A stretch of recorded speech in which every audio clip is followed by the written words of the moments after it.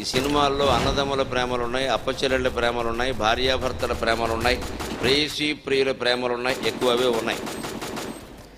ఇందులో ఏది నిజమైన ప్రేమ, చివరి వరకు నిలబడే ప్రేమ ఏది అని తేల్చుకుందాం. 3 రోజుల పాటు బ్రహ్మాండంగా రజతోత్సవాలు జరుగుతున్నాయి కదా, ఎవరో ఒకరు జవాబు చెప్పబోతారా అని ఆ తేల్చుకుందుకే పద్యం ఇలా మొదలుపెట్టాను. ఉద్యోగములు చేసి ఊళ్ళేలినను గాని భార్యయే నిజు ప్రేమ పంచబోదు.